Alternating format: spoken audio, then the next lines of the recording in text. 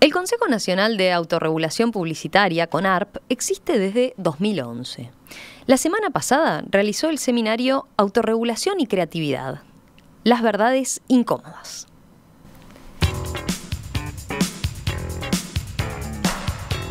¿Qué implica que la industria publicitaria se autorregule y por qué es importante? ¿Qué queda por hacer en Uruguay en esta materia?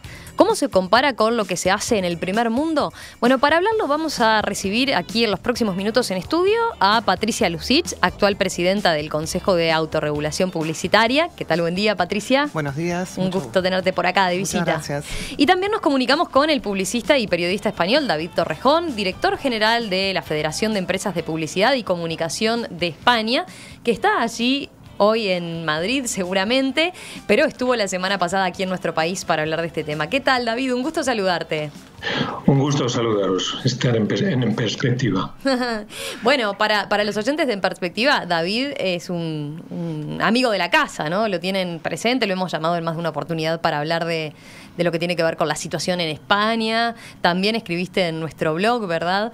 Esta semana, Rosario, por ejemplo, sin ir más lejos, comentó un libro tuyo que también estuviste presentando acá por estos días, en tu visita la semana pasada, Tango para un copiloto herido. Y también ayer incluso escuchamos lo que fue esa presentación del libro de tarde en Radio Mundo. Pero, David, a ver, empecemos brevemente por presentarte, más allá de esto que yo comentaba recién. Tú sos periodista y publicitario. ¿Cómo se conjugan esos dos roles? Bueno, procurando que no se ejecuten al mismo tiempo. Puedes ser periodista y no publicitario y viceversa, pero mezclar los dos papeles no conviene. ¿Has podido tener hacer ese cambio de sombrero? Sí, he podido. Bueno, me especialicé en el mundo de la publicidad y el marketing como periodista. Y bueno, por esa vía pues terminé también ejerciendo como publicista, pero nunca simultáneamente. O estás en un lado de la barrera o estás en el otro. Bien. David, antes de hablar de este tema brevemente que te tuvo por acá, entre otros, además de la presentación del libro, contanos algo de tu vínculo con Montevideo, porque lo decíamos el otro día mientras que Rosario comentaba el libro y quedaba muy presente en todas las veces que te hemos llamado en el libro, en el Tango para un copiloto herido, buena parte transcurre acá en la capital del Uruguay. ¿Cuál es tu vínculo con esta ciudad concretamente? Bueno, mi vínculo en general con Uruguay, ¿no? Yo tengo familia, un tío carnal mío y su mujer emigraron desde Bruselas hacia Montevideo a mediados de los 50. Se establecieron allá y bueno, pues tengo 3 primos que viven allí con sus correspondientes hijos. Y luego, pues sin que tenga que ver una cosa con la otra, la verdad es que por las casualidades de la vida, la profesión también me ha llevado a estar en Uruguay y en Montevideo pues en varias ocasiones con motivo de festivales publicitarios, conferencias como en este caso y otros anteriores. Así que nunca he perdido el vínculo con Uruguay, con Montevideo, ciudad que me encanta y país al que adoro. Así que, y el otro día, la semana pasada, estuviste en condición de escritor, por un lado, porque presentaste el libro, y también participaste de este evento del CONARP, ¿verdad? Sí, ya lo siento, que haber tenido tanta presencia en los medios y quien me viera de una manera o de otra, pues me acabaría un poco enloquecido, sí, porque el Centro Cultural de España fue contactado por la editorial de la novela y pues me organizaron una presentación, debate en el marco de un ciclo sobre la industria editorial que estuvo moderado, como siempre, magistralmente por Emiliano, y en el que participaron también pues gente conocida en perspectiva, Juan Grompone, y el escritor uruguayo Hugo Burel. Hugo Burel, claro. Bien. Pero hablemos, David, ahora del otro aspecto que también te tuvo por acá. Y también quiero incorporar a la charla a Patricia. Patricia, ¿te parece si empezamos definiendo qué es el CONARP, el Consejo Nacional de Autorregulación Publicitaria? Porque yo decía recién, existe desde el 2011, pero quizás no todos los oyentes lo tienen claro, ¿no? Y lo tienen presente. Sí, efectivamente. En el año 2011, la Cámara de Anunciantes del Uruguay y la Asociación de Agencias de Publicidad, UDAP, fundaron el CONAR, que es Consejo Nacional de Autorregulación Publicitaria. Este tipo de modelo de asociación sin fines de lucro en pro de una comunicación comercial responsable existe en casi todos los países del mundo. En Uruguay todavía no estaba y nos parecía que era una buena cosa que tanto las empresas anunciantes, las agencias de publicidad y fundamentalmente los profesionales de esta industria adheriéramos a un código de normas éticas para que todo lo que es comunicación comercial o publicidad estuviera de alguna manera enmarcado en esas buenas prácticas, ¿no? Uh-huh. Entonces, desde el año 2011 que nosotros estamos trabajando no solamente para que la comunicación y la publicidad responda, digamos, como responde en Uruguay, a un marco de conductas éticas, sino porque nos parece que es el único camino que nos lleva, digamos, a una legitimación de toda la actividad publicitaria, a una mejora en términos de lo que es el mercado, en términos de lo que es todo lo que la publicidad potencia como motor de la comercialización de bienes y servicios. Uh-huh. Así que bueno, ahora se nos ocurrió en la directiva justamente invitar a David, porque él tiene mucha experiencia, porque ha participado de Autocontrol España, que es el organismo modelo, es el segundo en el mundo en cuanto a importancia y en cuanto también a experiencia y edad. Obviamente frente a nuestro CONARP, que tal vez es muy pequeño todavía en términos de edad, uh-huh. Todo lo que han desarrollado en España nos interesaba y nos interesaba que él viniera a Uruguay a compartirlo para justamente potenciar más el alcance de CONARP en nuestro país. Decías que el CONARP como tal está integrado por las empresas publicitarias, las empresas de publicidad y los anunciantes también, ¿no? Sí. Y además de profesionales del área, digo, sí. Pero Está fundado inicialmente por la Cámara de Anunciantes y todos sus anunciantes, todas las empresas anunciantes, uh-huh. al adherirse al código del CONARP, tuvieron que firmar una aceptación tácita. Y todas las agencias asociadas a UDAP también tuvieron que firmar ese código y adherir al código. Eso nos parecía que era un buen punto de partida para un compromiso mayor, o sea, decir, a mí me parece bien el código, está bárbaro, pero claro. En este caso se hicieron firmar y cada uno de los anunciantes y cada una de las agencias, además de los anunciantes y las agencias, luego fuimos incorporando medios de comunicación que le llamamos socios suscriptores, que son, tenemos los 3 canales privados, tenemos BTV, tenemos alguna radio, algunos medios de prensa, y estamos en una etapa justamente de seguir invitando a que participen del CONARP los medios, porque son en definitiva los que pueden, llegado el momento, si existiera alguna confrontación y alguna decisión del CONARP a la cual se decida que hay que levantar un comercial, una uh-huh. campaña, son los medios los que tienen que tomar en el final del proceso son los que tienen que tomar la decisión. La decisión la toma el CONARP. La toma el CONARP, la tienen que ejecutar. Ahí está. La tienen que ejecutar. Pero te iba a preguntar de eso, a propósito de qué potestades tiene el CONARP como tal. ¿Puede sancionar, por ejemplo, una agencia de publicidad? ¿Qué es lo que puede hacer exactamente? ¿Y cómo se determina eso, no? Eso se determina, primero hay todo un procedimiento de presentación de casos, que todo esto está en la web de CONARP Uruguay, para que tampoco, este mecanismo, que es un mecanismo paralelo, esto no sustituye a la justicia, no somos la policía de la publicidad. Lo que hace CONARP es, en caso de un enfrentamiento entre 2 marcas, 2 empresas o agencias de publicidad, hay todo un procedimiento para presentar el caso, que implica una fundamentación, digamos, seria y responsable de que por qué se está diciendo eso, y en la Junta Directiva, si se acepta el caso, lo primero que intenta es una conciliación, porque somos un tribunal básicamente de conciliación, y si no se llega a un acuerdo, ahí sí se le piden ajustes o mejoras o cambios a ese comercial o a esa publicidad. Si el anunciante no está dispuesto, hasta ahora en todos los casos han estado dispuestos a realizar los ajustes, pero en el caso de que no fuera así, el CONARP tiene la potestad y los medios que están adhiriendo y siendo suscriptores del CONARP pueden levantar la campaña. Uh-huh. Desde el punto de vista de las sanciones, tanto UDAP como la Cámara de Anunciantes pueden expulsar al socio que no cumpla o al socio que no se avenga a cumplir con esto, pero es importante como punto de partida decir que en el código nuestro del CONARP, lo primero que decimos es que obviamente hay que cumplir con todas las leyes vigentes. Por eso esto no sustituye, esto es un complemento. Ahí está. Te iba a preguntar sobre eso. Quizás es bueno hacer la aclaración de hasta ahora, hasta que existía el CONARP como tal, ¿por qué marco regulatorio y por qué normas en general se regulaba la publicidad, ¿no? ¿O qué es lo que tienen que tener en cuenta las agencias de publicidad y los anunciantes a la hora de llevar adelante sus productos, sus iniciativas? Hay varias divisiones, y ahí tenemos un problema porque no está centralizado, no tenemos una ley general de publicidad en Uruguay, como David puede ampliar ahora, y en España existe, en Brasil existe,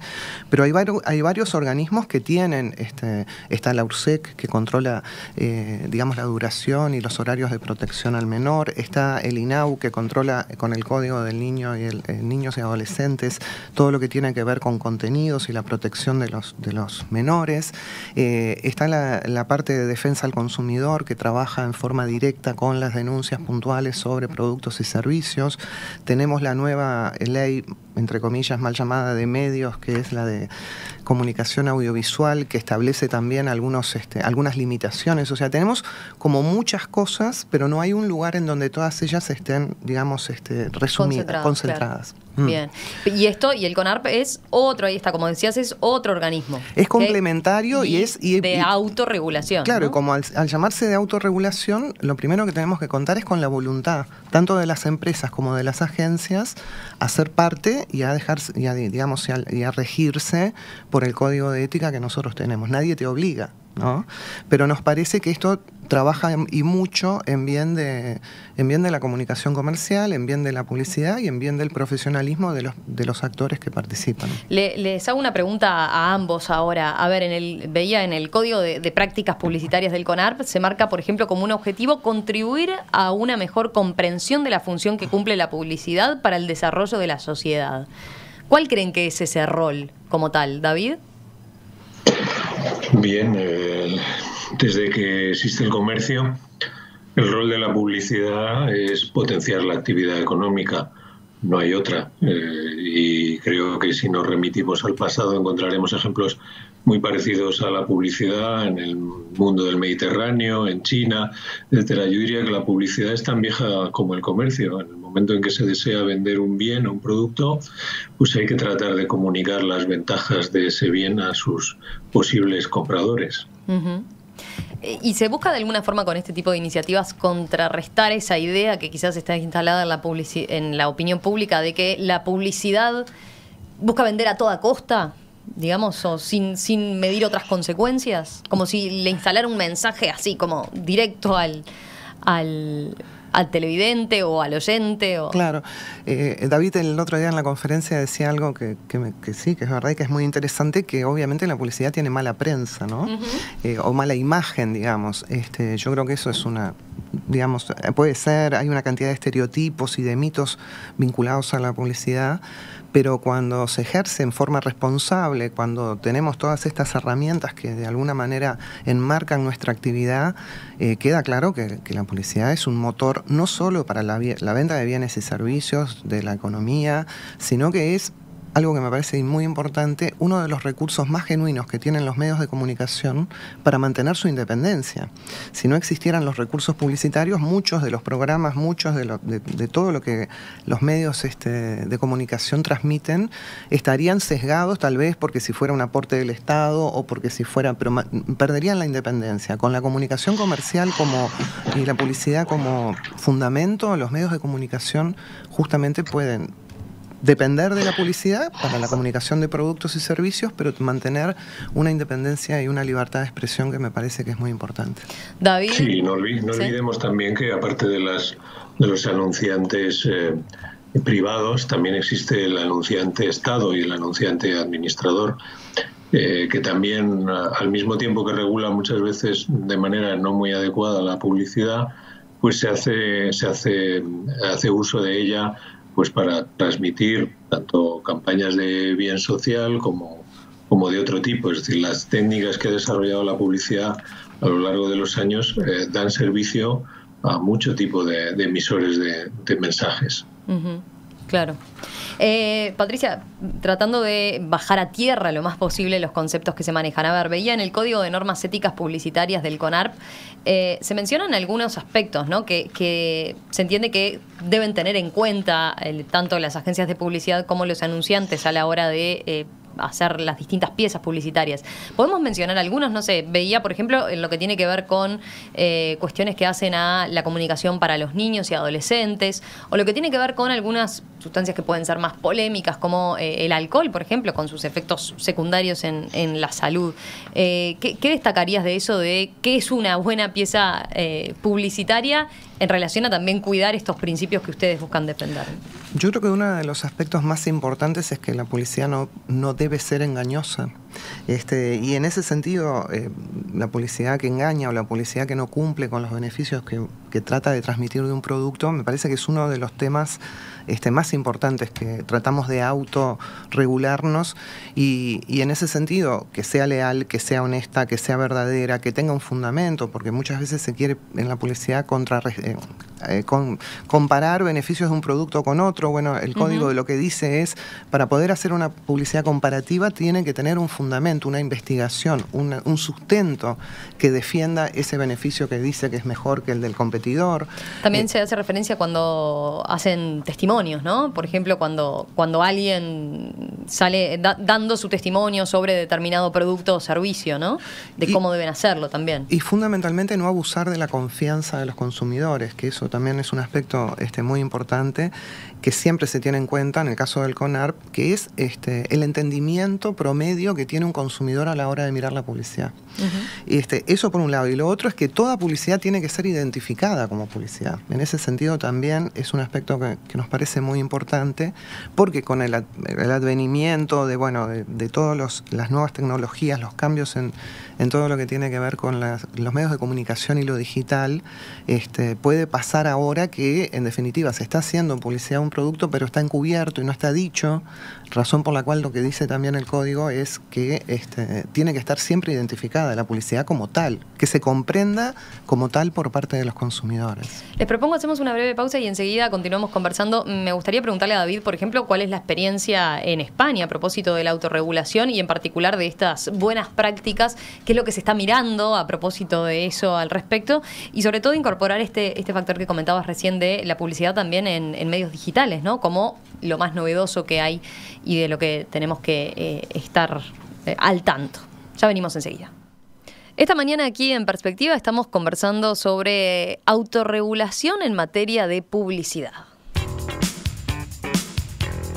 ¿Por qué es importante la autorregulación publicitaria? ¿Qué puede y qué se hace aquí en Uruguay? ¿Qué experiencias importantes hay a nivel internacional? Bueno, lo estamos conversando con Patricia Lucich, que es presidenta del Consejo de Autorregulación Publicitaria, licenciada en Comunicación Social, directora de Lucich Advertising, actual presidenta del CONARP, como decía, y con David Torrejón, que es periodista, escritor y publicista español, colaborador en distintas oportunidades de En Perspectiva. Y David Torrejón estuvo aquí en Uruguay la semana pasada para hablar justamente de este tema. David, nos quedaba profundizar en cuál ha sido la experiencia en España en materia de autorregulación publicitaria. Quizás nos podés contar un poco, ustedes tienen más años en esta materia, ¿no? ¿Por qué surgió? ¿Qué fue lo que los motivó allá? Bueno, digamos que en España ha sido un proceso de prueba y error. La primera autocontrol, como llamamos en España a esta asociación, la primera autocontrol data de los primeros 70, cuando, digamos, terminado el franquismo se pueden crear asociaciones, y tuvo una andadura poco satisfactoria, de tal manera que hacia el año 96, cuando yo entonces era director general de la Asociación Española de Anunciantes, los socios de esta asociación, principalmente grandes compañías, pero también compañías nacionales, decidieron que había que cambiar el modelo, que se necesitaba un autocontrol verdaderamente eficaz en el que dirimir, por ejemplo, pues muchos de los casos que surgían entre estas propias compañías, y también atender otras necesidades sociales. Se puso en marcha en el 97 el nuevo autocontrol, y desde entonces pues ha sido un caso de éxito, teniendo en cuenta que, claro, los primeros años suelen ser de despegue. Actualmente es el segundo organismo de autorregulación más reconocido del mundo, y donde se está trabajando mucho desde hace como 10-15 años es en la prevención. Es a partir de lo que llamamos el asesoramiento previo, que puede ser una revisión del guión o copy advice, para asegurarnos, o sea, que se asegure el cliente, la agencia, el medio, de que ese anuncio cumple con los códigos, o también puede ser una serie de consultas deontológicas que se hacen antes de lanzar una campaña. Claro, eso vale la pena. Bien. Y estamos en un nivel, para que os hagáis una idea, de 45.000 consultas previas cada año.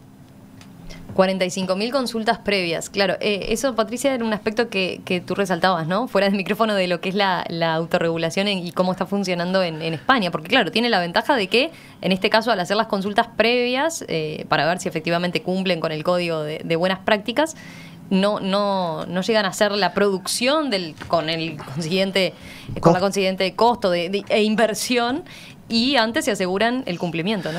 Justamente ese aspecto nos parece muy importante, y David lo acaba de mencionar y lo dijo también el día de la conferencia, que es hacia lo que tenemos que apostar, o sea, a tratar de que haya, como en la salud, un tema preventivo, que en Uruguay tenemos este servicio de Copy Advice, para que los anunciantes que piensen que tal vez están no cumpliendo con el código puedan pasar por ese chequeo, digamos, previo, y con ese chequeo se quedan con la tranquilidad de que al producir las piezas y los anuncios ya estarían, digamos, a salvo de cualquier problema vinculado a un competidor, a otra marca o a los consumidores, ¿no? A mí me alegró mucho que en España estén en ese grado de desarrollo, porque es algo que nosotros venimos impulsando. Hace 2 años tenemos el Copy Advice, y este es un tema de conciencia, por eso es tan importante la divulgación, ¿no? Conciencia de parte de los anunciantes, conciencia de parte de los medios, conciencia de parte de las agencias, de que todo esto no restringe ni limita la publicidad, sino todo lo contrario, la potencia porque la legitima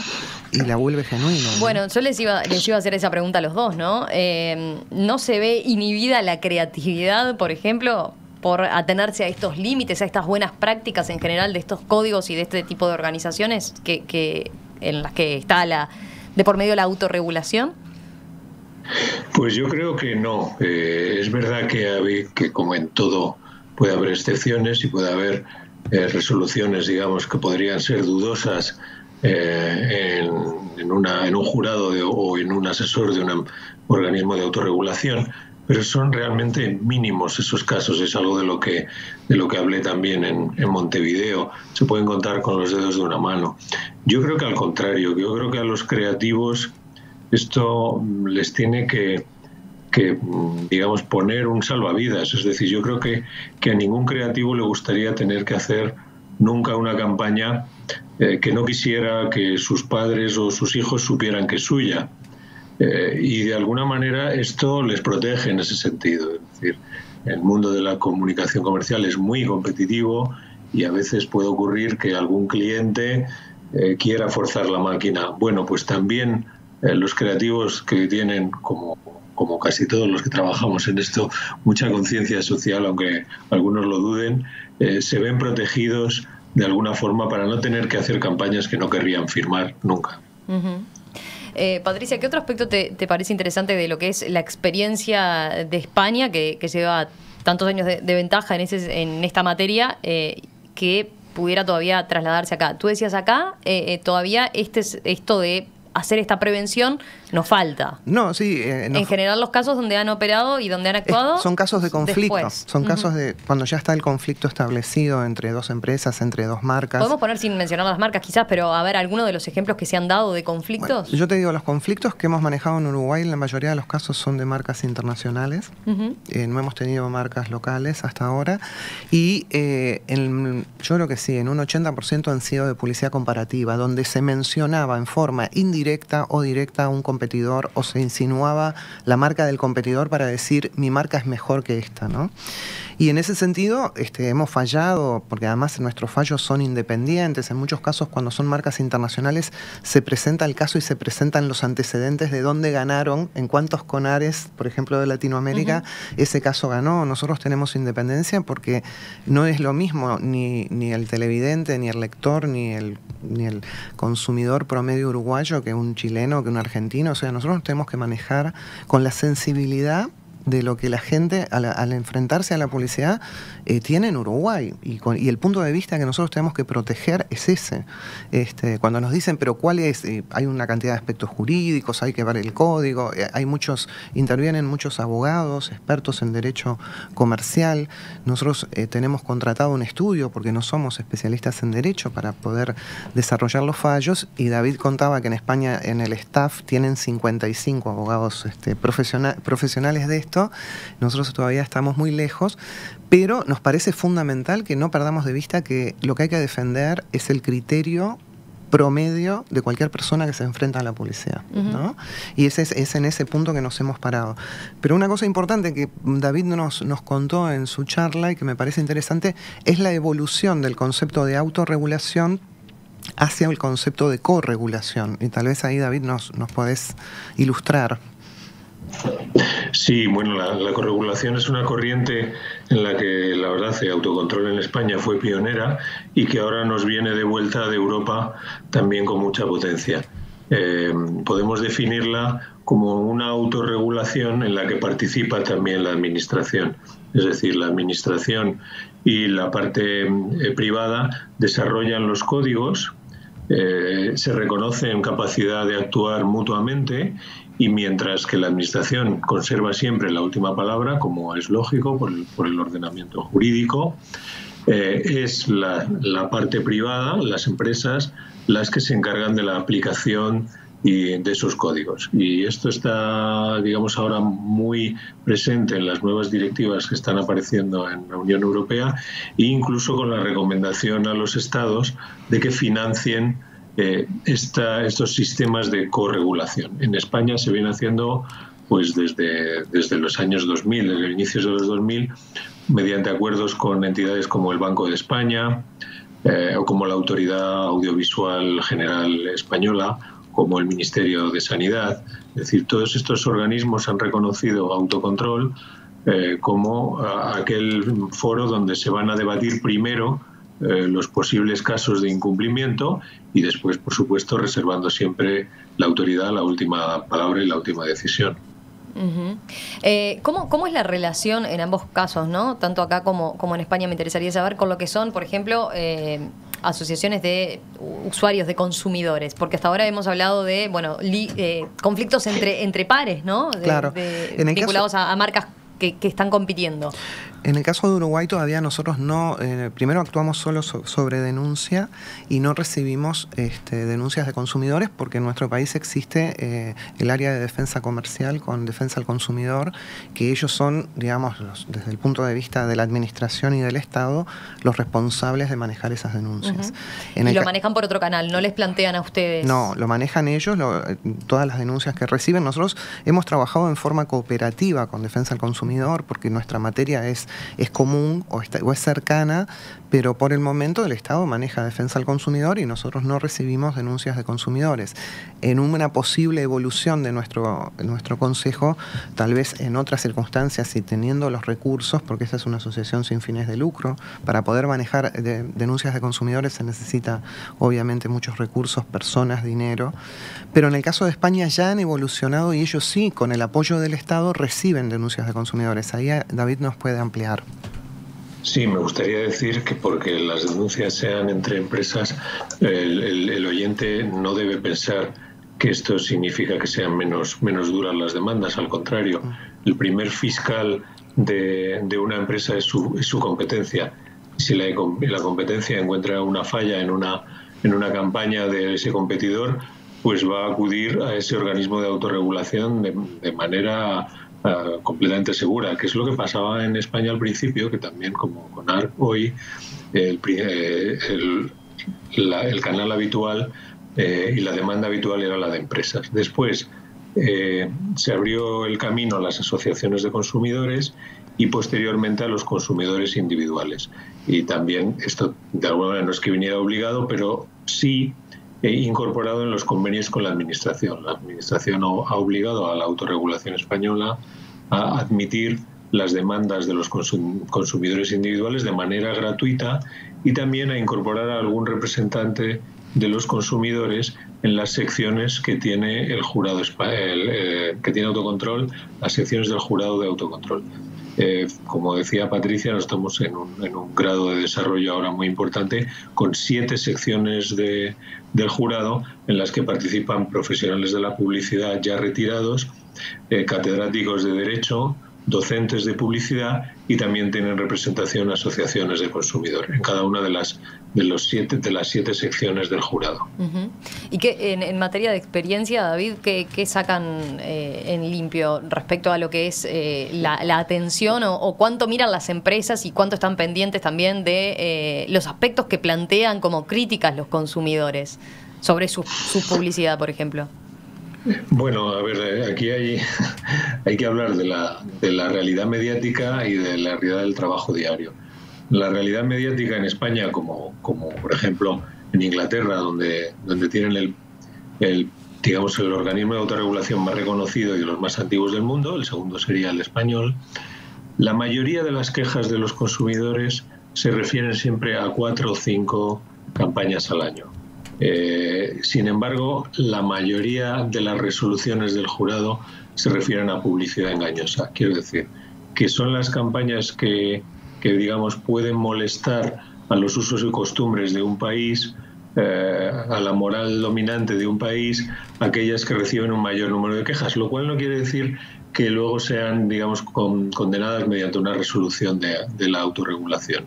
Puede ocurrir, como en el caso que vimos en mi charla, que los 10 primeros anuncios más denunciados en la autorregulación británica, ninguno de ellos fue retirado por la ASA británica. Sin embargo, el gran grueso de demandas, y donde sí se dirime y se llega al final a una resolución firme, es por causa de campañas engañosas y que pueden engañar la buena fe de los consumidores. Bien. Para ir cerrando, porque nos queda ya poco tiempo, pero me parece un aspecto nada menor hablar de la publicidad digital, ¿no? Como un aspecto más novedoso que quizás no tenemos tan incorporados los consumidores y vale la pena destacar. Ahora nos va a contar David la experiencia en España, pero ustedes en el CONAR mismo, o sea, obviamente esto involucra también a la publicidad y son las mismas pautas, digamos, o con ajustes. Están pensadas también para este otro tipo de publicidad, para estos otros canales. Sí, nosotros justamente el año pasado hicimos un anexo al Código de Buenas Prácticas de Ética, en donde incorporamos el tema digital, porque más allá de que el marco de todo el código abarca todos los tipos de comunicación, como bien decías, la comunicación digital tiene aspectos especiales o particulares que tuvimos que contemplar y hacer un anexo especialmente dirigido al tema digital. ¿Y ahí qué se tiene en cuenta, por ejemplo? ¿Cuáles son los aspectos más destacados? Ahí el cumplimiento de otro tipo de leyes, como por ejemplo el respeto el tema de los datos de las personas, el que la gente no reciba, los disclaimers que le llaman, que no reciba en caso de un ejemplo de marketing vía digital, que se pueda desuscribir de la base de datos, que tienen que estar todo eso explicado en el sitio web de cada uno de los anunciantes que llevan adelante esas campañas, que tienen que ser fácilmente identificables las piezas como piezas publicitarias, que tal vez en digital es más relevante y más importante porque se puede de alguna manera trabajar desde otros lugares y nos parece muy importante que la publicidad sea reconocida. Esos son los grandes aspectos, pero creo además que justamente con el gran avance de todo lo que es la publicidad digital, David nos comentaba que en España la mayoría de las denuncias hoy son de publicidad digital. ¿Es así, David? Sí, así es, la mayoría de las denuncias y de consultas previas.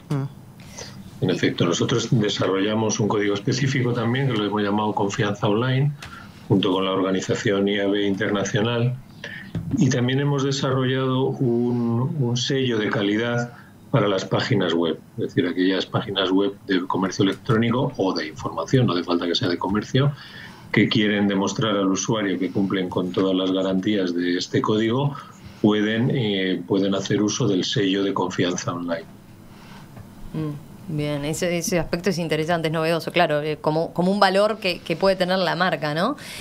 Patricia, para ir cerrando, ¿qué aspectos tomaron a partir de la charla que tuvieron con David la semana pasada y de esto que comentaba él, un poco por dónde puede seguir el trabajo del CONARP y por dónde esperan seguir creciendo, ¿no? En este sentido, y qué cambios o modificaciones o por dónde avanzar, ¿no? Yo creo que David nos dejó como 2 o 3 líneas que obviamente vamos a trabajar en la junta directiva, que una de ellas es obviamente conseguir mayores adhesiones de parte de medios de comunicación, que eso ya estaba en nuestra estrategia de CONARP, de seguir avanzando en la adhesión de medios de comunicación. La segunda es la de empezar a trabajar en forma más, y esto que estamos haciendo hoy es parte de lo mismo, de difundir y de dar a conocer la existencia no solo del CONARP, del código. Tenemos pensadas charlas en universidades, en lugares donde se están formando hoy los comunicadores en publicidad del futuro, y justamente David estuvo en el caso mío en la Universidad Católica, que es donde yo doy clases, tratando de difundir también en las nuevas generaciones, y en tercer lugar de acercarnos y seguir trabajando con la administración o con el Estado para ver de qué manera podemos tener roles complementarios y cuánto tiempo nos llevaría a llegar a esa corregulación de la que nos habló David, que me parece que es bien interesante. Pero necesitamos, primero, mayor conciencia, segundo, más medios, y tercero, esto de avanzar para tratar de unificar nuestra ilusión mayor sería tener una ley general de publicidad que pudiera, como en el caso de España o como en el caso de Brasil, abarcar todos los aspectos. Patricia Lussich, directora de Lussich Advertising, actual presidenta del CONARP, el Consejo de Autorregulación Publicitaria, David Torrejón, periodista, escritor y publicitario español. Gracias, gracias a los dos por acercarnos esta mañana a este tema y por profundizar sobre él. Nos reencontramos en cualquier momento, David. Te mandamos un abrazo. Muchas gracias, un abrazo para todos. Gracias, Patricia. Muchas gracias a ustedes.